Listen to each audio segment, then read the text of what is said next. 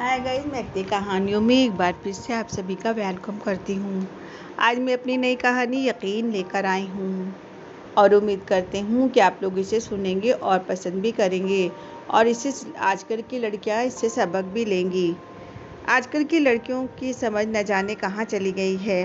वो अपने आसपास के हालात को देखते हुए भी कुछ समझ नहीं पाती और घात लगाए हुए दरिंदों का शिकार बन जाती हैं। गाइस, मैं आपके सामने एक ऐसी लड़की की कहानी लेकर आई हूँ जिसने प्यार में धोखा खाया था। काजल, काजल, नेहा पीछे से आवाज़ लगा रही थी। काजल रुक गई तो नेहा उसके सामने आकर खड़ी हो गई थी। क्या बात है, तुम आजकल कॉलेज से बंक क्यों मार रही हो? पता चलता है कि कॉलेज तो आई हो, पर कहाँ चली जाती हो? कहीं तुम फिर उस शराबी लड़के दिलावर से तो नहीं मिलती हो? नहीं नहीं नेहा, मुझे जब से पता चला है कि वो शराब पीता है, मैंने उससे मिलना बिल्कुल छोड़ दिया है। अच्छा, तुम जा कहाँ रही हो? वो मेरी अम्मी की तबीयत ख़राब चल रही है ना, इसलिए आज उन्हें डॉक्टर को दिखाना है। अच्छा, आंटी कहाँ हैं वो?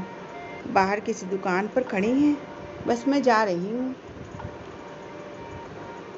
पर पता नहीं क्यों नेहा को उस पर यकीन ना हो रहा था। उसे लग रहा था कि ये अब भी उसी शराबी लड़के दिलावर से मिलती है और वो बहुत ही बदनाम लड़का था।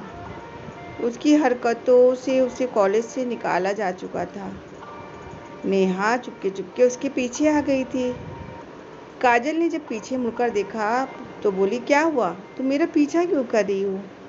अब तो तुम बाहर तो जा नहीं सकती हो। तो देखो, सामने मम्मी खड़ी हैं दुकान पर दुकान के सामने दुकान थी उसमें किसी औरत की पीठ दिख रही थी। पर उसने देखा कि दूर मोटरसाइकिल पर कोई लड़का बैठा हुआ था। उसे उसका चेहरा ना दिखा क्योंकि वो हेलमेट पहने हुए था।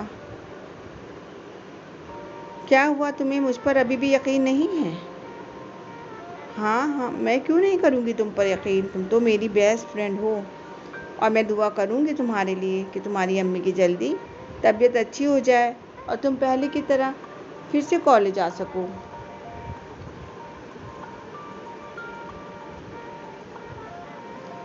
चलो अच्छा, मैं चलती हूँ।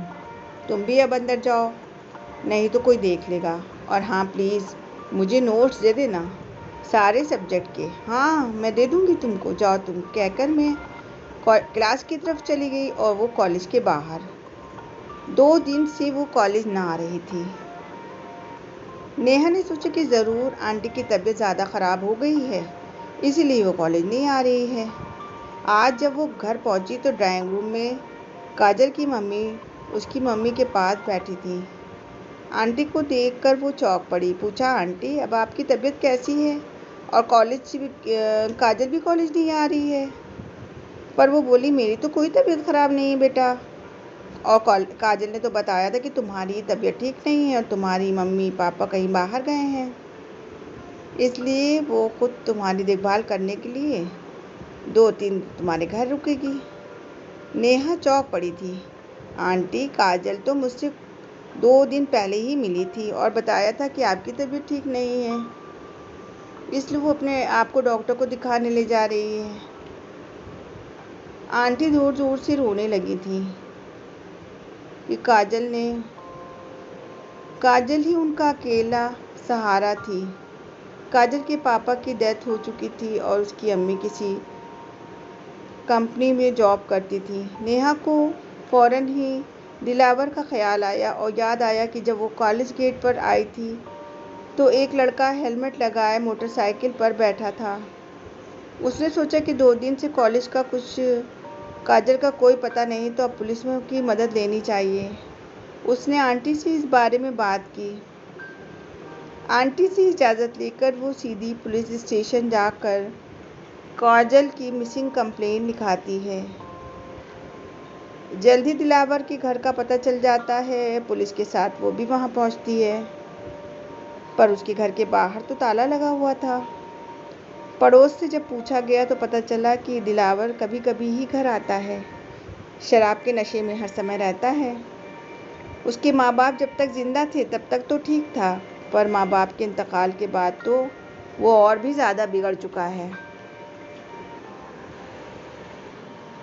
अरे हाँ, परसों की बात है कि दिलावर 8-10 लड़कों के साथ आया था। रात भर घर में हंसने कह लगाने की आवाज़ें आती रहीं, ज़ोर ज़ोर से म्यूज़िक बज रहा था। हमारे हस्बैंड जब वहाँ गए और बंद करने को कहा कि इतना शोर ना करो, तो कमरे में देखा कि शराब चल रही थी और वो लोग लड़ाई करने लगे। नेहा ने पूछा, क्या कोई लड़की भी थी उनके साथ? नहीं नहीं, मैंने कोई लड़की तो नहीं देखी। फिर दिलावर के घर का ताला तोड़ दिया जाता है। जब वो अंदर पहुंचे तो आगे के कमरे में टूटी फूटी शराब की बोतलें थीं और पूरा कमरा बिखरा पड़ा हुआ था। अंदर से बहुत बदबू आ रही थी। नेहा को उल्टी सी महसूस होने लगी तो महिला पुलिस ने उसे एक मास्क पहनने को दिया। तभी वहाँ पर ज़मीन पर उसे काजल का एक बूंदा दिखाई पड़ा, जो उसने काजल के बर्थडे पर उसे दिया था। वो चिल्लाई थी, ये बूंदा तो काजल का है।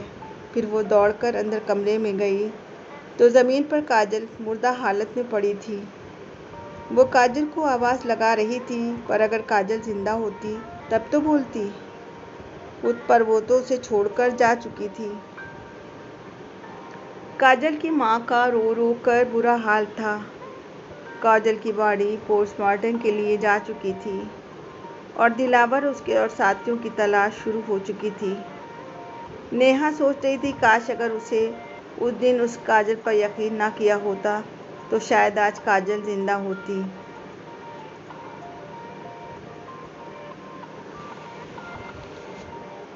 गाइस, हमको इस कहानी से ये सबक मिलता है कि हमें भी किसी भी लड़के के प्यार पर आँख मूंद कर भरोसा ना करना चाहिए। आपको हमारी ये सबक देने वाली कहानी कैसी लगी, कमेंट करके ज़रूर बताएं और मेरी स्टोरी को लाइक करें। और अभी तक आपने मेरे चैनल महकती कहानियों को सब्सक्राइब नहीं किया है तो प्लीज़ मेरे चैनल को सब्सक्राइब कर लीजिएगा और नोटिफिकेशन के लिए बेल आइकन को प्रेस कर लीजिएगा, ताकि आगे आने वाली इसी तरह की कहानियाँ सबसे पहले आपको मिल सकें।